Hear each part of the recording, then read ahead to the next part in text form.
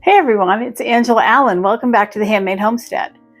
Well, it is that time of year that you have to use up some of the things that you brought in from the garden that are kind of getting past their prime.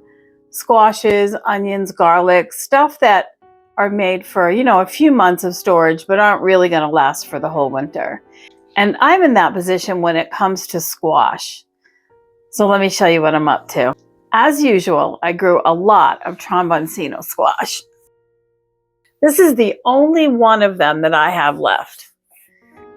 I just cooked 4 of these, and I'm going to use them to make pumpkin pie and to put pumpkin pie ready servings of frozen pie filling, really, in the freezer. So when I want to make pumpkin pie, all I will have to do is pull out a bag, defrost it, add 2 eggs, 10 ounces of milk, throw it all in the blender, and pour it into a prepared pie crust. It's also something that you can make without a pie crust, just to make a pumpkin custard, or you can use it in recipes for, say, pumpkin bread or pumpkin squares or pumpkin muffins too. I'm going to go ahead and bake the squash, cool it, shell it, get the puree ready, and then I will meet you back here to show you how we package it up, what I put in it. I'll give you the recipe for that so that you can do the same thing with your extra squash products. And we're probably going to make a pumpkin pie as well. Just even though it's a few days before Christmas, my family will eat it now and appreciate that. So let's get ready and let's get some pumpkin put away for future use and a pumpkin pie made for dinner tonight. All right, let's go.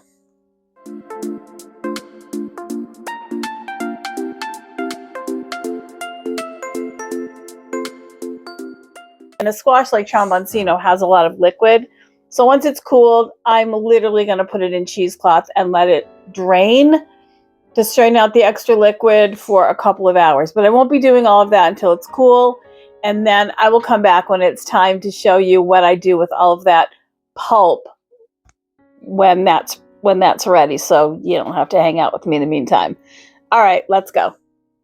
So I've already packaged a few bags of the pumpkin pie filling and tossed them in the freezer, but this is what I have left. It's just pure drained squash.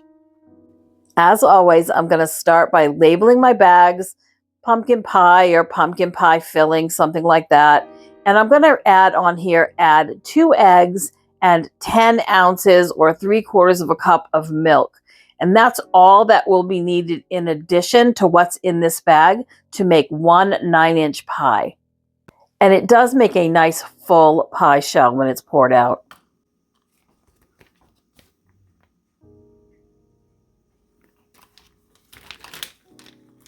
I'll put a little link for these bag holders down in the description. I bought them on Amazon and they are so helpful. I think they come 5 to a pack, and I really only ever use 1 or 2, but they're great if you do meal prepping.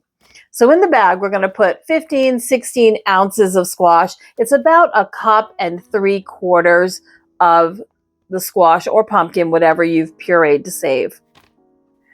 As is typical for me, I'm not going to worry about exact measurements, and you don't have to either. Anywhere between 1.5 cups and 2 cups, it's going to be just fine. If it's a little over or a little under, don't worry about that. Now for the other ingredients in this bag, I'm going to put about 3/4 of a cup of sugar. Again, you can put a little bit less if you don't like it sweet, or a little bit more. I'm going to put 1 or 2 teaspoons of pumpkin pie spice, apple pie spice, or cinnamon, whatever works for you, whatever your preference is. And 1 or 2 teaspoons of pureed fresh ginger. In my case, I puree it all ahead of time and I freeze it. I have a video for that. I'll drop a link at the end so you can see that if you want to see how to do it. But a cube of frozen ginger, because I am going to put these bags right in the freezer, so I don't care. And a tiny bit of salt.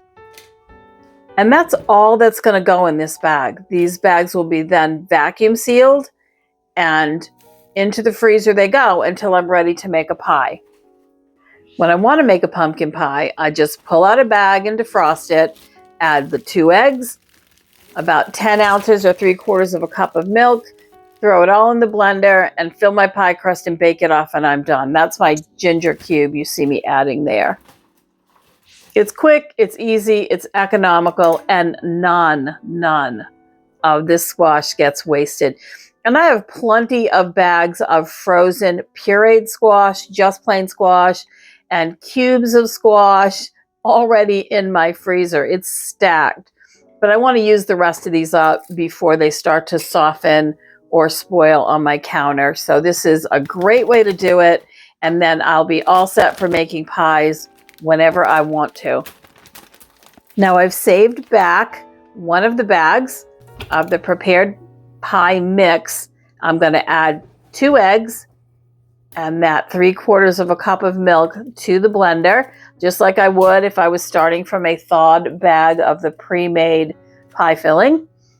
2 eggs, 3/4 cup of milk. I'm going to give it a blend, and I'm going to pour it into prepared pie shell. And yes, I did say prepared. I didn't have time today to make a pie crust from scratch, but that's fine. It's not my favorite kind of pie crust, but it will work, and my family will be fine eating that today.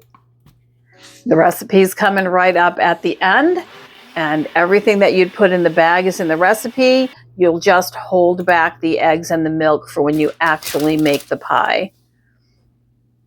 This recipe generously fills a 9-inch pie shell. You just bake as usual, and you get this delicious traditional pumpkin or squash pie flavor in no time at all.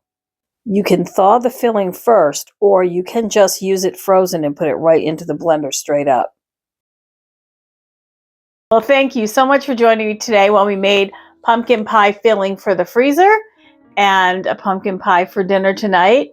I always appreciate your time. I'll put another video here that you might find interesting if you want to take a minute and check that out. As always, thank you so much for your likes, your subscribing, your sharing, and your comments. They're so helpful. They mean so much to me. I enjoy so much talking back and forth with you guys, and especially to Cynthia Allen and Virginia. You guys, you're my mainstays. You're so much fun to talk to. I really appreciate the information and the ideas that you share. And I will see you next time. Take care.